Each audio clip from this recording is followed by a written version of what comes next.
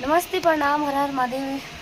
हम एक नया सिंह पगली सबको के पैर छू के प्रणाम करते हैं। तो कैसन बानी जरूर सब जुड़ जाइए हमारे पेज पे से आप सब। और जो हमारे पेज पर के फॉलो कर लीजिए, लाइक कर दीजिए, शेयर कीजिए, कमेंट्स कर दीजिए। तो यहाँ के बानी मोनिका जी। हेलो है, कैसे आप लोग? उम्मीद करते अच्छे होंगे, स्वस्थ होंगे, मस्त होंगे। तो आज देखिए हम लोग नेहा मैडम आइल बड़ी हमारा घरे और देखिए बहुत मेरी मस्ती करनी जाए। और ये मेरी फ्रेंड है और इसका जो पेज है आप सब फॉलो कर लीजिए। पेज है एक्ट्रेस मोनिका क्वीन और मेरा यूट्यूब चैनल है एक्ट्रेस मोनिका क्वीन। जाइए इस चैनल को सब्सक्राइब कीजिए और बेल आइकन की घंटी दबाना आप लोग को दीजिए, अच्छा लगता है। थोड़ा नाइट हो गया है, मैं तो नहीं बोल पा रही थी क्योंकि सभी लोग सोए हैं। तो हम लोग मस्ती कर रहे थे और हम साड़ी पहने हुए हैं क्योंकि अभी हम कैरेक्टर में थे, भाभी के रोल में थे और ये मेरी ननद बनी थी। तो ये गाना हम लोग कर रहे थे। सब जन सोजे अपना भाई, ना ना ना ना नहीं मिस्टेक हो गया। सब जन सोजे अपना सैया खातिर, हमार ननदी सोजे अपना भैया खातिर, हो तोर से ले खाली रुपया खातिर।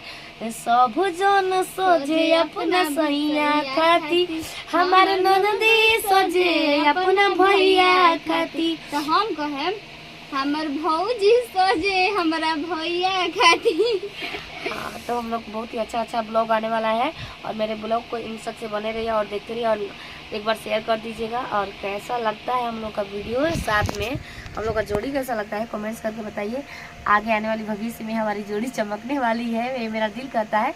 लेकिन आप सब थोड़ा प्यार दुलार आशीर्वाद बनाए रखेंगे तो प्यार दुलार आशीर्वाद बनाए रखे कि आगे हम लोग का साथ में इनके साथ में मौका मिले काम करने का। आज मेरा हल्दी था, आज मेरा हल्दी का मोमेंट था, इसलिए मैं येलो येलो पहनी थी। तो आप सभी को हल्दी वाला गीत सुना देती हूँ जो कि ब्लॉग वीडियो में सुनने को भी मिलेगा।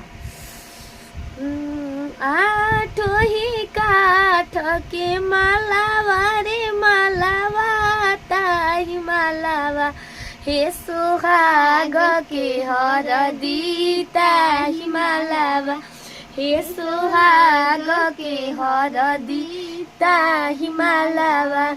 तोनी का हाथा वाला बावा नेहा सुहावा ला देबो, हाँ तोनी का हाथा वाला पावो मोनिका सुहावा ला देबो, हे सुहाग के हरदी ला देबो, हे सुहाग के हरदी ला देबो।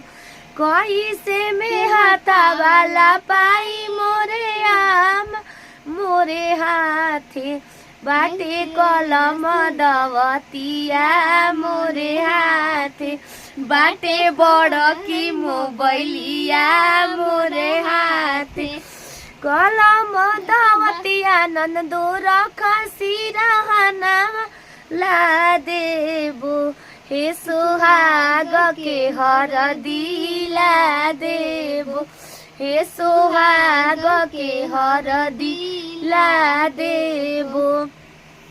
बड़की आई फोनवा ननदो रखा सिरहनावा ला देबो, हे सुहाग के हरदी ला देबो। तो कैसा लगा आप सभी को सॉन्ग? और ये देखिए मैं इसका इलाज कराने के लिए आई हूँ बक्सर में। क्या है आप सब थोड़ा सा देख सकते हैं, गौर कर सकते हैं।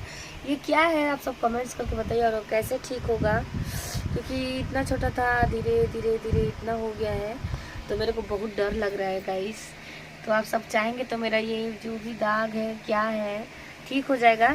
तो आप सब कमेंट्स कीजिए और शेयर कर दीजिएगा।